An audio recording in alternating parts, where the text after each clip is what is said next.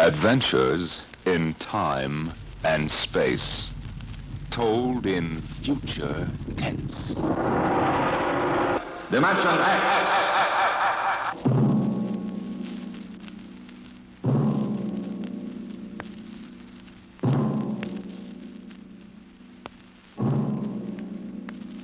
Can you predict what will come in 100 years? Or in 10? Or in the next minute? Some people think they can. Nuclear scientists, mathematicians, astronomers, biologists. They'll predict the shape of the future. Why? Because they make the future. Because they see beyond the known dimensions of time and space into the unknown. Dimension X.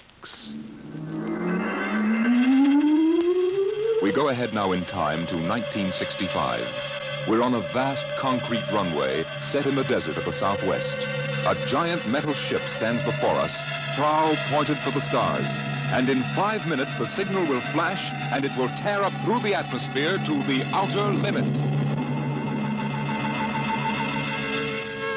Attention. Attention. Clear field for takeoff. Clear field. 5 minutes, Steve. For takeoff. Whatever up, Charlie. I want to go over procedure again, Steve. Don't worry, I got it straight. You just make sure. Okay. I take her up on jets to 50,000, then I cut in the rockets. No lower, or your tail blast will burn out 3 counties. I climb 4 minutes on rockets, then start maneuver tests. Remember that, no more than 4 minutes. Right. This ship isn't like those strato-rockets you've been testing. She's the first one built for outer space. If she works, she can go clear to the moon. If I'd have known that, I'd have brought my toothbrush. Well, not this trip. Now get this, Steve. You've got power there to clear the Earth's gravitational field. But remember, after you cut in the rockets, you've only got 10 minutes fuel. If you go beyond the outer limit and don't save fuel for the return... I know, I won't get down again. That's right, Steve. You'll drift off into space. Get that now. 10 minutes fuel. Gotcha. Now, as far as I'm concerned, this project is a lot more important than that cosmic ray bomb they're testing out in the Pacific tonight. Well, the Security Commission brass doesn't think so. I don't see any undersecretaries under anything. Don't worry. In the long run, our ship will make the CR bomb back-page stuff. But in the meantime, it's just as dangerous. Remember, half the principles in this ship are pure theory, Steve. Slide rule stuff. If anything goes wrong, we may have to scrape you off the landscape with a soup spoon. You have a charming sense of humor. Well, here's what I'm getting at. We're risking your neck in this test. If anything blows, we don't want to have the next man pull the same boner. I know, Hank. So keep your mic open and keep talking. If anything goes wrong, we want to know exactly why. And we won't be able to ask you. Let us know before you pull every switch. Before you do anything. You got that? Yeah. Even if you only have to blow your nose. All right, get those fuel lines away. Okay, Mr. Crow. Well, I guess that's about all, Steve. Hey, that reminds me. Look, if Mary calls, I'm just up on a milk run. I didn't tell her today was it. How is she? She's okay, but she's due about now, and I don't want her to be nervous. Hey, I didn't know the baby was that close. Yeah? Steve, I really ought to be sending a single man on this job. What, and cut me out of a soft paycheck? Forget it, Hank. You know you can't get anybody else who can take 15 G's acceleration when those rockets cut in. Yeah, I know. It's time, Steve. Yeah. Well, see you later. Don't worry, Hank. I'll sweat for both of us. Button her up, Charlie. So long, Hank. So long. We'll give you the light from control.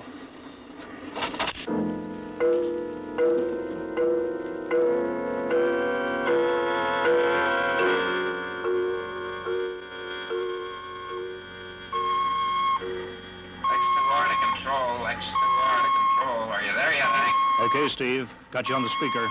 I'm ready to go. Mr. Hanson. Ready on radar, Sergeant? Mr. Hanson, you better see this. What is it, Elsie? Message center for Steve. Mrs. Weston just left for the hospital. What? Hello, Steve. Yeah. Stand by a minute. Shall we hold the takeoff, Mr. Hanson? What? Oh, yes. No, wait just a minute. It's too late now. You going to tell him?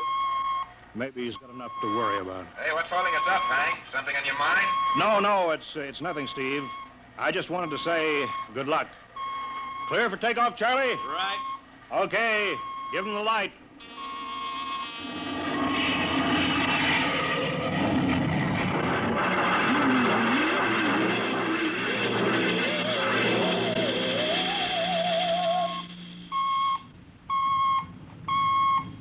All right, Steve. I'm reading you clear. I'm at 40,000. Airspeed 600. She's running fine. Soundproofing works. There's a third-degree waiver in the AGY pressure. Got that, Charlie? Check. Dead center on radar, Mr. Hanson. 50,000 now. Cutting out the port jet. Now the starboard. I'm off jets. Airspeed dropping.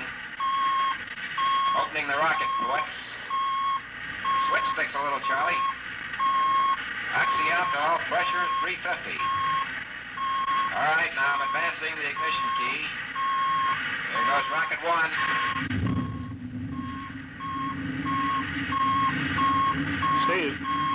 Steve, you all right? Yeah. Feels like somebody slugged me with a sledgehammer. Airspeed now 1,200. Here goes number two.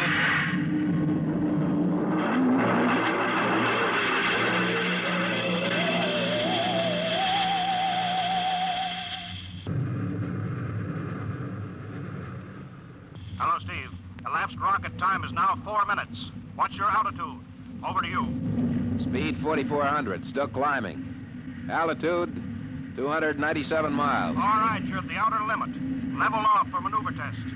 You've got exactly 6 minutes fuel left. Okay. Starting a 3-degree left bank. It's a little sluggish.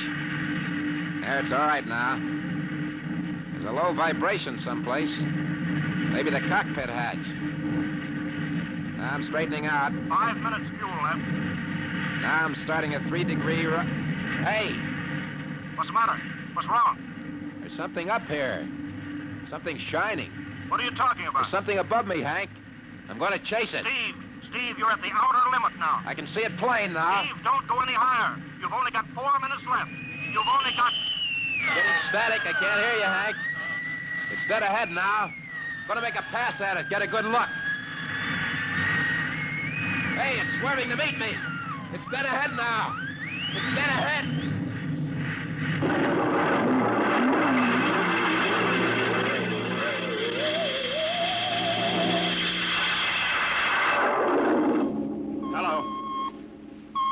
Hello, Steve. Steve, come in. 9 minutes fuel gone. Still no sign on radar. Hello, Steve. Steve, what's happened? Charlie, get out the crash squad. Tell the Army squadron to alert their search planes. Right. 9.5 minutes gone. Hello, Steve. Squadron. What's happened? Where Hello? the devil is it? Charlie, Hello. for Mr. Hanson. Come in, Steve. We need a search squadron. Come in. No, Mr. Hanson's busy. Hello, Steve. Hello, Steve. 10 minutes, Mr. Hanson. That's the end of this fuel.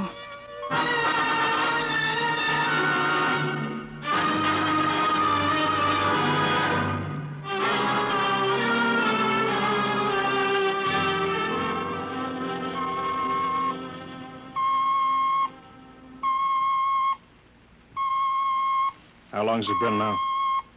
10 hours, Mr. Hanson. Nothing more on radar, Sergeant? Screen's blank. Colonel Corelli called in. Search planes are back. They didn't find anything. Should be some trace. Couldn't have bailed out, could he? You don't hit the silk at 4,400 miles an hour. Either went past the outer limit, ran out of fuel. Something blew, and we'll find the pieces scattered from here to the coast. Why does it have to be the best man? Always the best man. I'll get it. Control. Charlie, Yes, Charlie, I'll take it. we've got to figure out what was wrong. Yes, all right, I'll tell him. Something Right, must have Mr. blown. Hanson. Yeah. There's a message from Northside Hospital for Steve. Well, what is it? Mrs. Weston's fine. It's a boy. Thank you, Elsie. It's a boy, Charlie. Oh. Fine. It's a boy. He didn't even know she went to the hospital. How am I going to tell Mary that? Wasn't your fault, Mr. Hanson. Ship had to be tested. Yeah, we'll build another one, and some other flying fool will shoot past the outer limit into space. Oh, I'm getting old, Charlie. You can remember when I used to take them up myself. Now I've got to send other men. It's a job, Mr. Hanson. Now I'm afraid. Every time I hear a jet go off, I jump. Every time I have to send someone up in a new model, I start to sweat. Mr. Hanson. Yeah? I think there's something on the radar. No flights scheduled in, are there, Elsie? We have the whole day cleared. It's coming in behind us. Here it comes over the building. What crazy jockey is buzzing the field like that? Is that an Army plane, Charlie? I can't see. It's turning. Charlie, alert the field. I know that engine. Steve. That's impossible. Look, that's his ship. It can't be. Well, there's no other model like that. It's Steve, all right. It's coming in. Thank God. Thank God.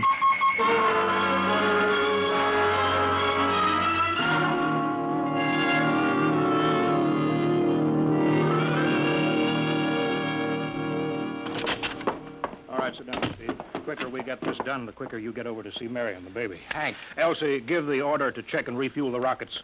I don't want anybody in here till I get Steve's reports. Bury any calls. All right, let's have it. What the devil happened to you? Hank, does that cosmic ray bomb still go off tonight? What are you talking about? Straighten out, Steve. Where you been for the last 10 hours? Listen, Hank, there's something more important. Come on. I've got to get a report on the screen to Washington, so let's have it. I've got to know how you stretched 10 minutes fuel to keep you in the air for 10 hours. Now, one thing before I talk. Look, Have the Steve. Geiger men run over the ship before they refuel. What'd you run into? So help me, Hank, I don't know. We better check and make sure it isn't radioactive. Elsie, add a Geiger report on the standard check. Steve, maybe we better have the doc look you over, too. No, I'll be all right. They said I'd be all right. They?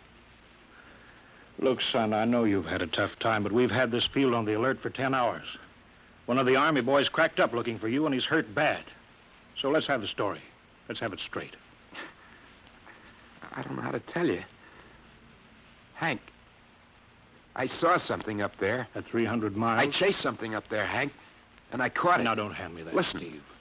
I was cruising along, just starting the right bank, when I spotted something. It must have been going about half my speed. It was egg-shaped and smooth.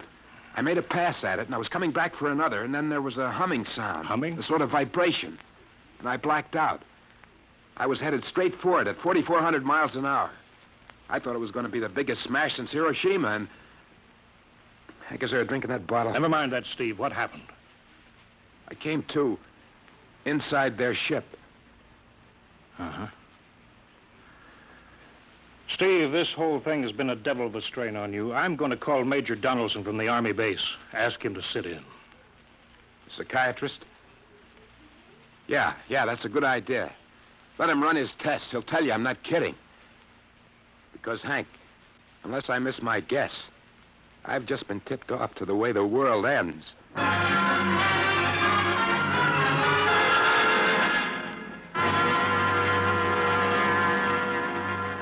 All right, Mr. Weston, suppose you continue your story. Yes, let's have it, Steve. You woke up inside the ship? Yes, and the place was jammed with machinery. Dials, blinkers. I couldn't recognize anything. And you were surrounded by these men from Mars? I didn't say anything about men from Mars. I didn't even say they were men. I couldn't see them clearly. They were just there. Where did they come from, then? Another galaxy. Millions of miles outside of our solar system. That's all I know. You figure out where they came from. And they came all that distance to find the Earth? Yes. Did they tell you that? Yes. You mean they spoke English to you? No, they didn't. That's funny. Hadn't thought. They didn't really speak to me at all. They just planted the thoughts in my mind. You mean thought transference, telepathy? Yes, that's right. Well, Steve, what brought them here? We did, Hank. We rang their bell. We brought them in. Well, how? With our atomic explosions. Hank, that's why you've got to stop that bomb test tonight. I'll give up. Look, you've got to believe me, Hank. Oh, how can I make you understand? Maybe I can help, Mr. Weston. Would you submit to narcopsychometry? What's that? Under proper drugs, I can put you back in this ship by suggestion. Then we can get a playback record of your memory pattern on the audio circuit. And how long will that take? Half an hour. We'll have to go over to the lab. Will you believe me if it checks? It will give us an accurate memory picture of what your mind reports. All right, let's go. Hank, you got to believe me. We haven't got much time.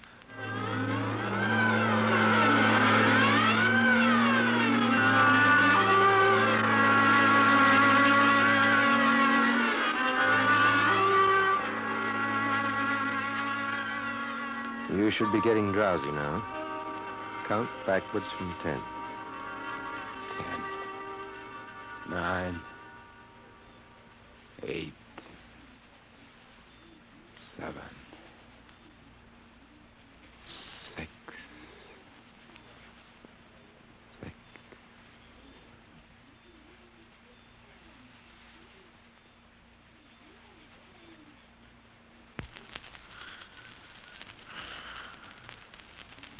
He's under.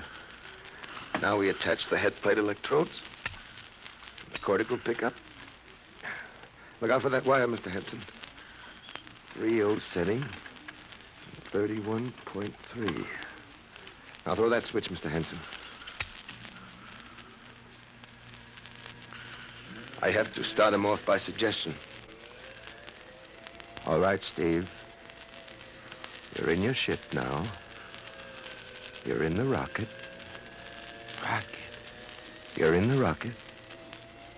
You're in the rocket. And you've just sighted something strange. Now I'm starting at 3 degree right. What's that? Hey, there's something up here. Something shining. His memory pattern. We're picking it up electronically. There's something above me, Hank. I'm going to chase it. It's piped through the audio circuits. I'm getting static. I can't hear you, Hank. This is where we lost contact with him. I'm going to make a pass at it and... Hey, it's swerving to meet me. It's dead ahead now. It's dead ahead. Now what? This is where he blacked out. There's no telling how long, minutes or hours. What's that noise? I don't know. Quiet. Where? How did I get in here? What? Who are you? Is he seeing things? Intergalactic Patrol. What's that? What are they saying, Steve? What are they saying? It's about nuclear fission. They know about it. They know the danger of it. Long ago, they had wars that almost destroyed them. But finally, they learned. Now they've outlawed war. Go on, Steve. They patrol space. When their detector picks up an atomic explosion, they send a patrol. What are they going to do? They've quarantined us. Quarantine? They've isolated the Earth. Because we don't know how to control ourselves yet. Until we learn, we'll be a menace to the whole universe. What is this nonsense? Quiet. How are they going to do it, Steve? They've spread a layer out here of... I don't know how to call it. All around the Earth. It's miles deep. When there's an atomic explosion on Earth, the radioactive particles will drift up to this layer and set off a chain reaction. It'll go around the world in microseconds. And that's the end. The end? What's he... Wait. Yes. Yes. I understand. I've got to bring back the warning. You're going to put me back in my ship to bring the warning.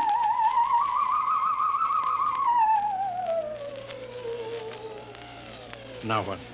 Blacked out again. I guess that's all. What does all that mean? It's what he remembers. Don't think that really happened. No. Narcopsychometry circuits produce what he remembers. It just means that Steve believes this happened.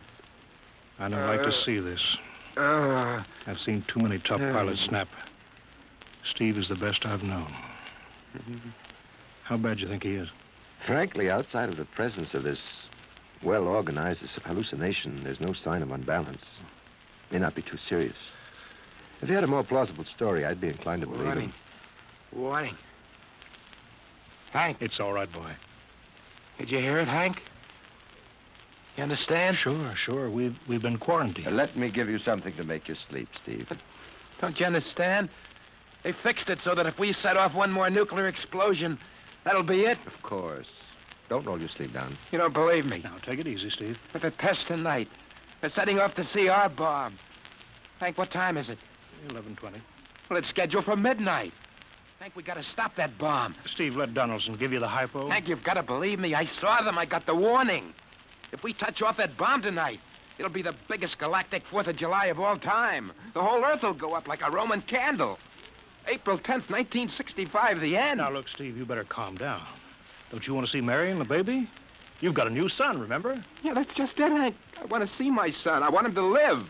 If that bomb goes off...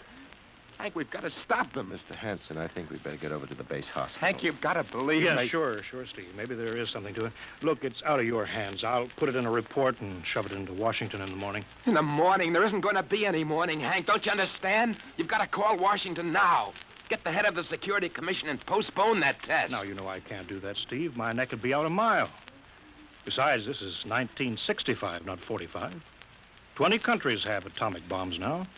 What's the use of stopping just this one? The rest will keep right on popping them Well, then off. we'll have to call an international conference. Can't you understand, Hank? The first one that goes off finishes us at the end. They've given us the quarantine warning. Steve, I think you'd better go with us to the base hospital. Look, Steve, we can call up for a detail if we have to. All right, all right. I'll go with you. You don't need a straitjacket. That's the way, Steve. You'll probably feel better by morning. Let's go.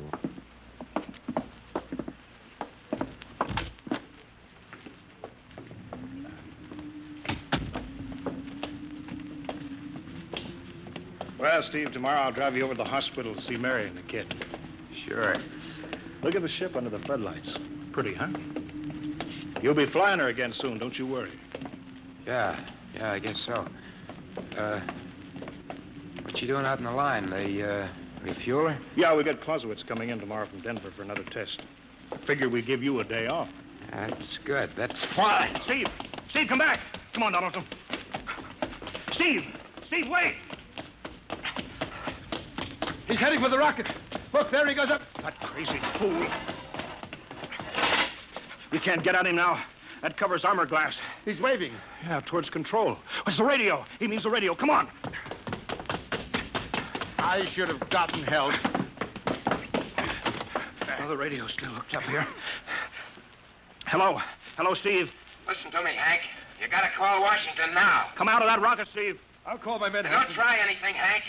They've refueled the rocket for tomorrow. Take it easy, Steve. Listen, you know what'll happen when I fire the rocket tubes down here? Steve, don't. It'll burn out every building for 5 miles. All of us in one big blast. Steve, what do you want? You've got to stop that bomb. You got to call Washington right now. They won't believe me. You make that call or I cut in the rocket. Now, I mean it, Hank. Now, hook my screen to yours in parallel. I want to see exactly what you're doing. All right. Just don't fire those rockets. Get going, Hank. You got 12 minutes to make that call and stop that bomb. All right, I'm making the parallel hookup right now. Donaldson, you think he'll really blast? I don't know. Up to now, I'd almost say he was normal, but now he's liable to do anything, Hanson. Steve, there, you getting it on your screen? Yeah. Now, put that call through. All right. Operator, Visit screen to Washington. the VisiScreen circuits are busy, sir. If you'll try again in half an hour. This is Security Commission priority. Break in, get me a line. Yes, sir. Just a moment, please. 10 minutes, Hank. Listen, Steve, I'm trying. We're ready to take your call, sir. Washington, Security Commission 3. This is urgent. I want Undersecretary Herbert Ames. Washington 3. One moment, please. Hurry, will you? One moment, please. What time is it, Donaldson? 11:51. Do you think he'll fire those rockets? He might. Washington, Visit screen 3. Mr. Herbert Ames, please. that is a coded exchange. I cannot accept your call without clearance. Get it through, Hank. Listen, Washington, put it through. This is Mr. Hanson at San Marco Air Base. This is a priority call. I'm coded. One moment, please. I will check your code number. Get that through, Hank, or that bomb goes off at 12. Will you be reasonable, Steve? Your call has cleared, San Marco. Washington, visit screen 3. Herbert Ames, please. Security Commission Ames. Listen, Ames. Oh, hello, Hanson. Ames, you got to get me to the chief. Are you kidding? He's at the test control room. Yes, I know, but get him for me. What's up? You look lousy. Or is it a bad circuit? There's no time. I've got to get him before the test. It's about the CR bomb. I can't take that responsibility. Get that through, Hank, or I Hey, blast. what's going on there? Ames, my project has a high enough rating. This is a priority A call. What? Well, okay, it's your neck. I'll try to get him for you. He's in the control room, so you'll have to switch off your screen and speaker and go on earphones. Too much going on in there. Security ruling. You hear that, Steve? I've got to cut the incoming screen. All right, but don't try anything. 8 minutes, Hank. Hello? What? You got him, Hank? Yes. This is Hanson at San Marco. No, sir. Priority A request to cancel the bomb test. No, I'm serious. This is deadly serious. We sent the X-2 JTR up today to the outer limit. We uncovered evidence. Yes, on the automatic instruments. What's that? No possible chain reaction. No, I can't tell you the whole story. There isn't time here. Yes. I'll bring the readings into Washington in the morning. You've got to postpone the test till you see them. Look, I've worked on contracts for the commission for 10 years. Yes, I have complete confidence in my information. You can record that. All right, I'll call you back immediately. Bye. Hank? He's agreed to cancel, Steve. The bomb won't go off. All right, boy. You can come down out of that ship.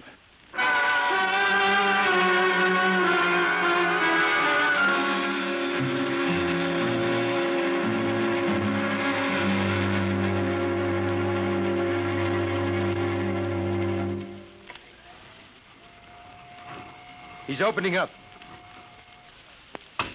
Here he comes. All right, Steve. Come on down. Sure, Hank. Just a second.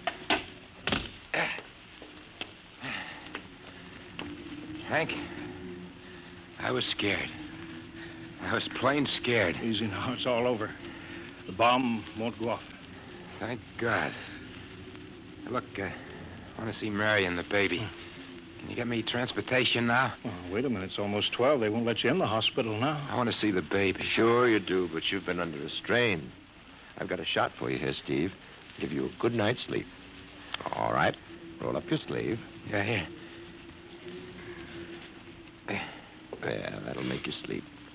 Sergeant will find you a bed. Yes, sir. Come on, Mr. Weston. Okay. Good night, Hank. I'm kind of beat. It's been a tough night.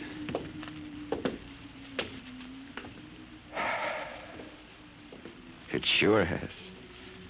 I thought for a minute he was going to blast those rockets and send us all to Kingdom Come. Yeah.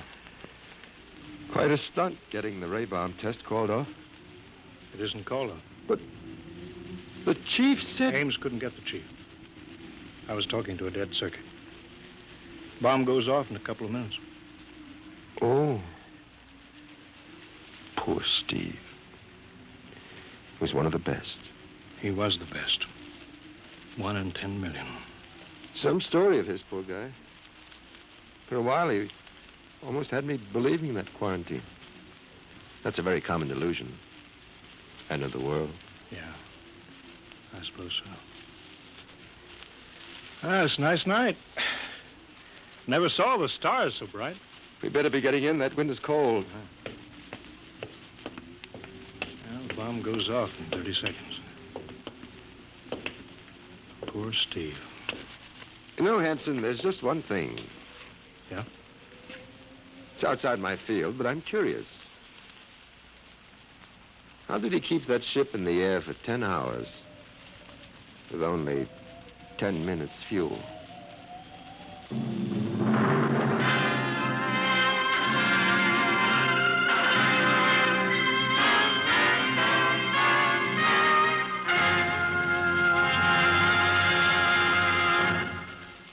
You have just heard The Outer Limit by Graham Dorr, an adventure in time, space, and the unknown Dimension X.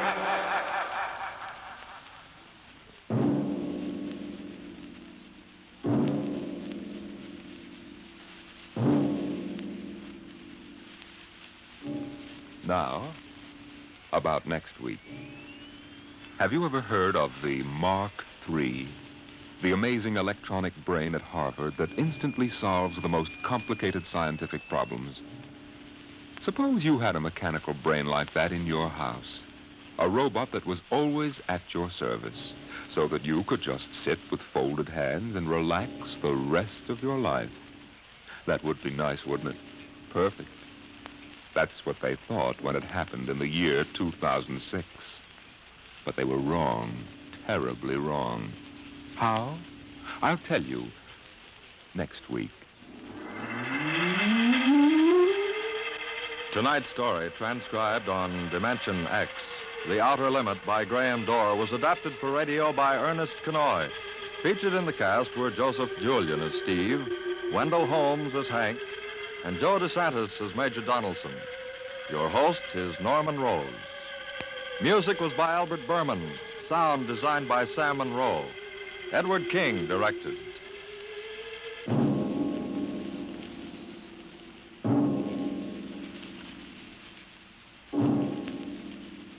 Tomorrow, here's Sam Spade. Now it's Truth or Consequences on NBC.